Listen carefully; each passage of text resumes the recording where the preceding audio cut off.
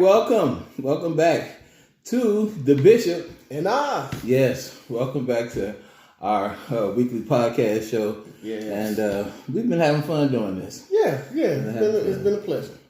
And so today we want to kind of let you know who we are. Yeah. We've talked about our friendship and what have you, but it's good to know who your hosts are. So we just want to come and just maybe tell you a few stories about who we are and where we come from, so that you have a background of who you're dealing with. Yeah. So I'm gonna let you start. You gonna let me start? Yeah. Let us know who is Oz. Well, I am originally from Terre Haute. Oh my Lord, you claim that? I've been here too long. No, but I am originally from Gary, Indiana. Came up here in '96. To Terre Haute, and been here since then. Moved away for a couple of years and came back. But I would say at the core of me in Christ, I am a loving man. I'm a passionate man. I love to help people. I love being there. I love showing up. I'm a father. I'm a husband. And I am carrying all those to the best of my ability, because I it's a part of who I am. I value morals. I value character. I value a man that can carry the tough load as well as cry when he's weak and needs that spiritual help and guidance. And I guess just at my weakest point, I just want to be able to always be able to turn to Christ and know that my strength comes from Him at the end of it, when it's all said and done. Good stuff. Well, they call me DaBizhop. And when I spell it DaBizhop. And the reason why I put a Z there is because I'm not a bishop, Bishop, but I believe one day it may happen. And so I said, until then, I will turn that S to a Z. That's why you got that name. So if you ever have a question about, he called himself the bishop, that's why. Play it back. Listen to it again, and that'll give you the explanation. I am originally from Hammond. I was born in Gary, Methodist.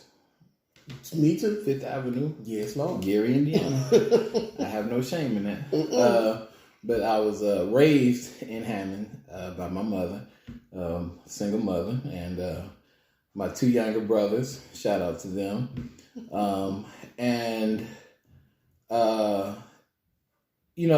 When I think about my childhood, I don't think of bad things. We all had our issues and what have you, but I thank God for the mother that I have that kind of shielded us from a lot of stuff. Yeah. Because I could tell stories like we had one young man tell us that his mother had OD'd on coke. Now this is all in the neighborhood that we live in. Well, I was so shielded that I said, well, I'm glad I drink Pepsi. I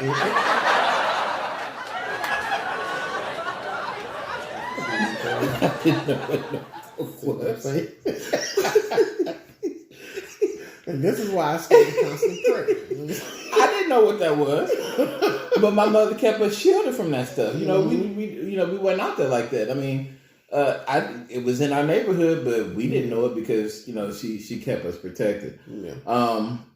My high school life, I've been a drummer most of my life, and I wasn't a drummer by talent. I was a drummer I was told to get on the drums because my mother's an organist, and I was kind of. Anyways, I don't have trauma or anything, but if you see this, get him. I was but yeah. So I played the drums for the church. Played the drums for the band in school, high school, middle school, high school. So I'm a musician as well. Fast forward, college days. Anybody that know me in college, Vision. Vision is my my go-to spot. And shout out to all my Vision members from all those years. I got from 2000 to 2019. I got a whole family of Vision people. So shout out to y'all. The Lord has been good to me in that aspect. I've been in Terre Haute for a while. Longer than me. Longer than me. Yeah, I've been here for, it's even hard to say it out loud, because... Don't say it out loud. This is 27 years. Confess your sin. That's a sin for real. But I thank God for Terre Haute because He brought some great people in my life. Yes. I'm ready to go. Anyways, but yeah, I met some great people. But I'm a husband. I've been a husband for 18 years, and be 19 coming up. Father of one. Lord, praise God, Junior. I preach. I ain't trying to read a whole bio, but I'm just a man that's wanting to please God. Honestly, I just want Him to be pleased with my life and to use me as He sees fit. I want to be somebody that can reach anybody. Yeah. And that's if I'm doing ministry, or if we just talking one-on-one, I want to be able to have that testimony that you can talk to and reach anybody. So, but yeah, that's just, we giving you this briefing, this ain't even the tip of the iceberg, but I just think it's important that you know who you're listening to. Because you got some people out there that's telling you they living, way up here, and they ain't living absolutely nothing, and you know nothing about them, and you're like, you heard what so and so say, they living the best life, and they ain't never had no issues, they ain't never got no problem. We ain't living the best life. I'm a factory worker that's trying to start a business, and right now I'm trying to entrepreneur everything. Everything. See, and I think more people will relate to this because we're not driving Bentleys and living the most finest of houses and got the most and visited the most extravagant places. We just two working class guys trying to live the best life that God is laid before us. Do we always go down the right path? No, because we make a lot of mistakes on our way to getting to the greatest selves. So. But yeah, man, we just trying to do our very best, in every aspect of it. Do we always carry the torch till it's brightest? No, I can tell you. Now, I said I was a father, but you don't know the full aspects of it. I am a father of 6, not all by birth. My wife, when we met in high school, and she had a daughter and 2 sons, and I had 2 daughters, and then we had a daughter together. So that made 6. And yes, I raised every last one of them. And yes, I love every last one of them. And yes, if you mess with them, you got to come talk to them. You got a problem on your hands. You got a big problem on your hands. Understand it. I love each and every last one of them, raised them to the best of our ability, and did the best I could with them. But they never had to ask for nothing. They never went without. They always had everything they needed. And me and my wife, we made it work for just passing in December, 16 years of marriage. So, and to the married folks out there, y'all can make it work if you want it to work. You can make it work. Now, I know it's certain things that's going on that may say, no, this ain't working. But if it can be worked out, work it out. Say God is able. Yes. And as I tell folk, there's nothing too hard for God. Not at all. And I'm believing that. Now, and not to get off subject, because we supposed to be, but I guess this is a part of telling about who we are. Like, are you going to get in times in your life where you like, man, I can't do this no more? Man, if I had $1 for every time I said it, or I don't want to do this no more. Man, it happens. It does. It happens. It does. Especially in marriage. It happens. It does. Because, man. Life, you know what? They told me at the marriage retreat, they said, marriage is work. All the time. All the time. You see, this is one thing. You punch in, you don't punch out. That's you definitely don't punch each other. Hello. Yeah, man. So, amen. Maybe the gentle love taps, Well, praise God. But, I think I'm gonna be a little bit vulnerable with the people, just a little bit. Just go right ahead. Now I remember, I was working for a place called Great Dane, and in that place you use drills constantly all the time, and my hands were really messed up because I had got carpal tunnel really, really bad. I was like the third worst case of carpal tunnel in the world. Yeah, it was bad. And so I had to go get my hands operated on to get that taken care of. And I could not do anything with my hands. When I say nothing, I could do nothing with my hands because where they cut you at, that's the main muscle to that hand. If somebody would have broke into the house, I wouldn't have been able to. I wouldn't have been. That's all he would have got. But just to show you some of the ups and downs in marriages, that it ain't all about when you get to old age and this type of stuff. It happens to you when you're young, and this was probably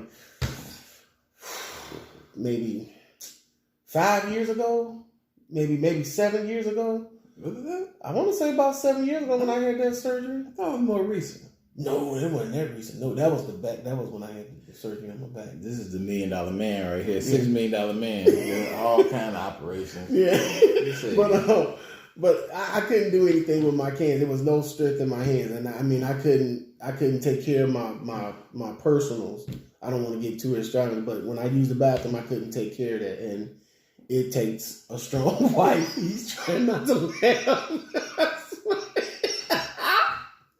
But it takes a strong spouse to take care of them things for you. And that's all I'm going to say. You got to be strong. You got to be strong. He said, you want me to do what?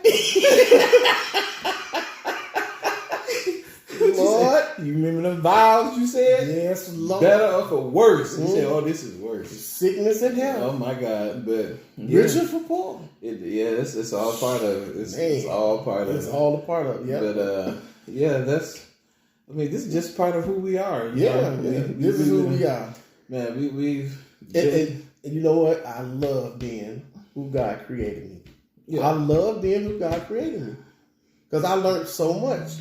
I learned so much. Is that the Lord? I don't know, but if it is, he can call through other channels. Maybe he want to break in and talk about something else we done. Now, if the Lord get on here and tell us something, just say, you can just have your way. I mean, who gonna stop him? You're right. But you know what? It's so much to being a man that a lot of people don't see. Yeah. You don't see the tears a lot of times because that's not a popular thing for a man. And as we were told when we were boys, don't cry. You don't cry. You get up, you dust yourself off, and you keep on going.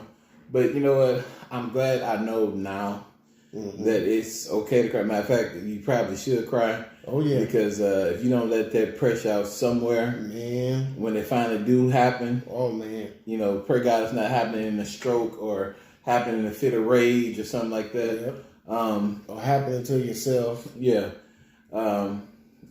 Yeah. And let me just put this disclaimer out there for anybody. Suicide ain't the answer. No. That we all go through stuff. I want you to understand, I don't care how good somebody look, I don't care how you see us smiling, we all go through stuff. Yes. Mentally the devil fights all of us. Do you understand? Every last one of us. I don't care what the title is, I don't care where they come from, I don't care what the bank account say. Listen, all of us are being fought.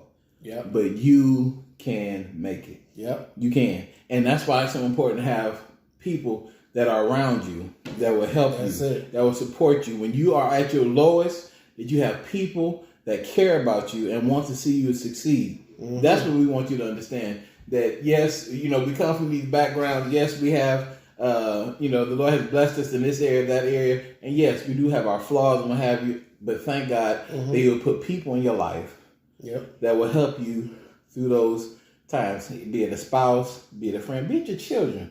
He'll put people in your life that will help you.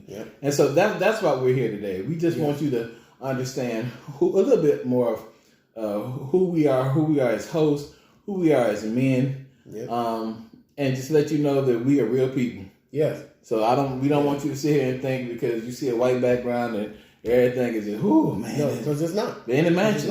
And I want to say something else to piggyback off the success thing. Success is not what the world says it is. That's the truth. You do not have to have the biggest house. You don't have to have the best car. You don't have to have the most latest clothes. Because like I tell my kids all the time, before they graduated high school, them kids that you see that you think you want to be like, when you graduate high school, half of them ain't going to be your friend. Nope. Another half of them going to probably pass away. Another half of them going to be out on drugs and doing stuff that you never imagined anyway. So stop thinking success is what the world says is success. And in my opinion, and I would say also in fact, success is what you say it is. When I say what you say it is, I mean like if your success is that you stayed out of jail, you're successful. Yeah. If your success is I didn't end up with whatever I came from, I didn't end up on drugs and messed up. I don't care if you working at Burger King. I don't care if you the janitor. That's success, man. That is success. There's no other way to put it. It's not having the biggest bank account. It's not doing this extravagant stuff. It's not making this large amounts of money.